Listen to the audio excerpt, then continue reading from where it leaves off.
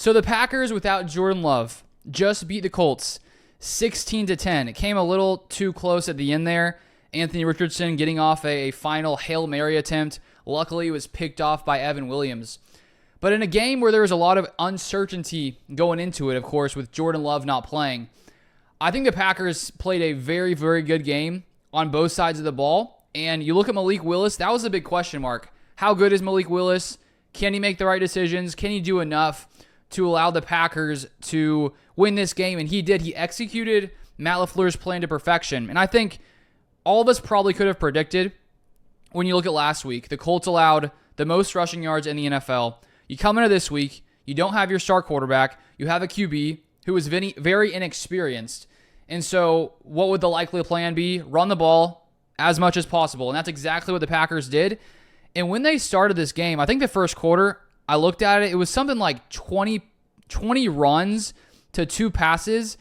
And the Packers had somewhere close to 240 or so yards, 220 or so rushing yards in the first half, whatever the exact number was. I can't remember right now.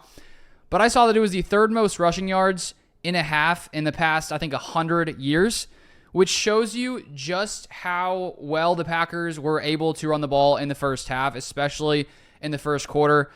You had Jaden Reed in the backfield. You had Josh Jacobs back there, Marshawn Lloyd, Emmanuel Wilson, Bo Melton got a couple carries. And Matt LaFleur was calling up some really nice plays, some motions, some misdirections.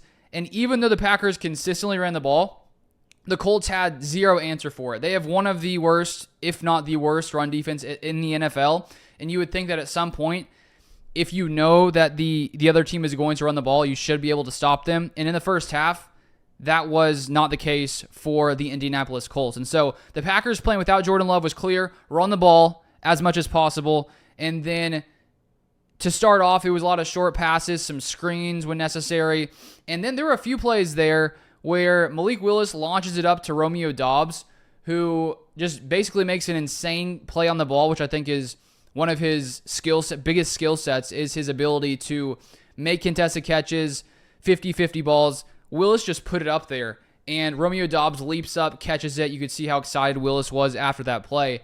And so he goes 12 of 14, 122 yards, 126.8 rating, had that one touchdown pass to Dontavian Wicks.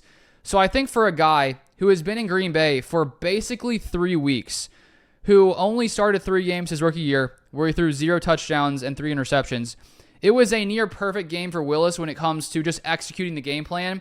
The Packers didn't ask him to do too much. Only having 122 pass yards, it's not a ton. But he did everything the Packers wanted him to do and didn't throw an interception. That was the one question, looking at his rookie season and his starts there, was his questionable decision-making. And they brought it up in the broadcast with Greg Olsen, who's one of my favorite guys to hear there in the booth. So I was excited to have him there.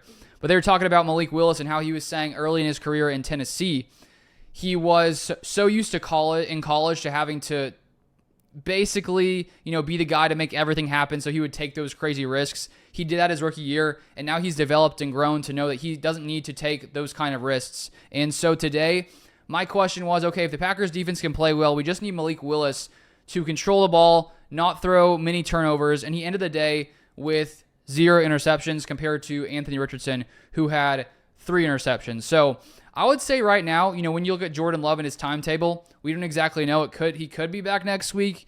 It sounds like from the reports that are sort of can be different at times, he could be out a few weeks still. And I would say the Packers would probably have to be more confident at this point to allow Jordan Love to rest up a little bit more, because Malik Willis played a very, very good game. It helped that the Packers weren't behind really much at all, if any, in this game. And so because of that, the Colts had to watch out for the run and the pass all day long, and so the Packers were never, having to really be too much one-dimensional. And I thought that even when Malik Willis did pass the ball, he was making some really, really great decisions. And so all in all, a great day from this Packers offense. 261 total yards on the ground at 4.9 yards a carry. Let's see, 6 different guys ran the ball. Josh Jacobs led it with 32 carries, 151 yards, 4.7 yards per carry. And I think there were some worries looking last year at Josh Jacobs that maybe he had lost a step after having such a great year in 2022. But I think you saw today that even when the Colts were sold out to stop the run. They couldn't stop Josh Jacobs. He's still very shifty, able to break a lot of tackles. He looked very, very good, very durable with 30-plus carries in this game. And so that's something that's very, very good to see. And Malik Willis, who's a very talented athlete, 6 carries, 41 yards, 6.8 yards per carry. And a few different times on third down when the Packers had to pass, the Colts brought the pressure on third down, and Malik Willis was able, with his athleticism, to escape the pocket a few times and pick up some yards there. So he's really good on the ground. Jaden Reed, 2 carries, 37 yards. Marshawn Lloyd, 6 carries, 15 yards. I think he left with an injury. Emmanuel Wilson, 5 carries, 9 yards. And then Bo Melton, 2 carries for 8 yards. And the Packers were very good on third down today, 10 of 17. The Packers had a total of 67 plays, and they dominated the time of possession. 40 minutes and 11 seconds to the Colts, 19 minutes and 49 seconds. So a very good day without Jordan Love. You honestly couldn't have hoped for it to go much better than it did. Besides, we have to bring up that one fumble with Josh Jacobs where he was about to score, basically at the 1-yard line, fumbles the ball, would have been up 17-0, instead the Colts get the ball back. And that's what kept this game closer throughout the whole game.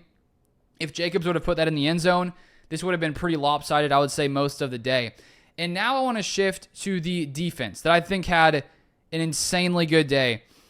Until the end of the fourth quarter, when they scored their first touchdown, they hadn't converted a third down all day long. And so the Packers defense all day long was stopping the Colts on third down. They were really limiting them in the passing game. I thought that the Colts had a ton of sloppy play today. Anthony Richardson, 3 interceptions. There were a lot of drops, a lot of miscues from the Colts, some fumbled snaps. They just didn't really look that great. The one bright spot on the Colts team today was Jonathan Taylor, but he only had 12 carries for 103 yards. I think they should have, fed him a little bit more there because he ran the ball at 8.6 yards a carry for 103 total yards. So even if you look at the Colts rushing day on a per carry average, it was 7.8 yards a carry. It didn't really matter because they only ran the ball 18 times, and the Packers were so good on third down. And I think the brightest, the best thing that we see here from this new Jeff Hafley defense is that in back-to-back games, you have 2 interceptions in the opener, and then 3 interceptions today. One of those was the Hail Mary interception by Evan Williams at the end. So that is 5 interceptions in the first 2 games. Last year, the Packers had a total of 7 interceptions. So after 2 games, the Packers are already 2 interceptions away from tying what the Packers did under Joe Barry last season. So just that in itself, if we saw nothing else from this defense, is very promising because when you win the turnover battle, you typically win the game. The Packers won the turnover battle today. The Packers did lose 1 fumble, but the Packers intercepted Anthony Richardson 3 different times in this game. And one of the first ones, I think it was a third down, and they brought pressure. They blitzed with Quay Walker and Isaiah McDuffie, which led to, I think it was Xavier McKinney, I'm pretty sure was the first one, if I'm remembering that correctly right now. But Hafley was bringing pressure on that third down, and so it's nice to see the Packers forcing some turnovers. And last week, just like this week, we faced a quarterback who has a really good ability when it comes to running the ball. And so last week, after the game, the players came out, Hafley came out, they talked about the importance was to contain Jalen Hurts, and for the most part, they did that. And it seemed like there was a similar strategy today. I did feel like I saw a lot more stunts, where the defensive lineman sort of basically switched spots and one guy comes under the other one to sort of open up some more space there. It felt like they were attacking a little bit more, and they were still containing, but it seemed like there was less of that than last week, just in my opinion. And so all in all, Anthony Richardson had 4 carries for 37 yards, and so he didn't really destroy us with his legs. He did have a few nice pickups, but all in all, a pretty solid day there containing Anthony Richardson. And I think the biggest thing here is Anthony Richardson, while he's very talented, he still has a long ways to go when it comes to his accuracy and some of those things. I think also some of the Colts receivers were off today. Some miscues, not sure if it was Richardson or the receivers. Some drops that I think did hurt Anthony Richardson. But all in all, to do what the Packers did all day long on third down was impressive. Devontae Wyatt had a big day, had the Packers sack here in this one. I think he was the only sack. The Packers sacked him 1 time. It's tough to sack guys like Anthony Richardson. And I think that for the most part, the Packers, corners played pretty good. You look at the receivers. The leading receiver was Alec Pierce, 5 receptions for 56 yards. The next was Jonathan Taylor at 2 receptions for 32 yards. So no one really destroyed us from their, receiving room. and a few different guys who I thought had a really good day today. I thought Isaiah McDuffie was flying around, playing really, really well today. I thought he looked much better than in week 1. Javon Bullard making some plays. Quay Walker led the team with 6 tackles. Lucas Van Ness had a nice run stop there. And so I like what we saw from this Packers team, and the biggest thing was, of course, was Jordan Love missing the game. And the Packers were able to handle that and manage it, run the ball well. Malik Willis, very efficient, making very wise decisions pretty much all day long. And so the fact that we're sitting at 1-1 with Jordan Love's injury, that's awesome to see. And going in next week against the Titans, I assume we'll see a similar type attack, and I see no reason why the Packers can't win that game as well because of how good this defense played and because of what the Packers were able to do on the ground. It's very promising and very exciting, and honestly, it makes you want to see the Packers run the ball even more, even when Jordan Love gets back. But this was a very, very bad Colts run defense that has been, they allowed 200-plus rushing yards week 1, 261 against the Packers in week 2. And one thing, the Packers rushing attack wasn't as good in the second half. It was somewhere like 20 to 40 rushing yards in the second half. So the Colts did a lot better in the second half, but the Packers win this one 16-10. And so Malik Willis, I would say that was the brightest, the best thing of this day was how well he played in his debut here in Green Bay, because that was really the one question mark we had here. And he came in and played at a top-tier level for what he was asked to do today. But if you want more Packers content, you can follow me on Twitter, LukeBeller3. I live tweet the game there, give my thoughts, things like that. So feel free to follow me on Twitter. And I'll be out with videos all week here, breaking down the game, updates, injury updates. So make sure you subscribe and turn on the notifications. But thank you so much for watching, and I'll see you guys next time.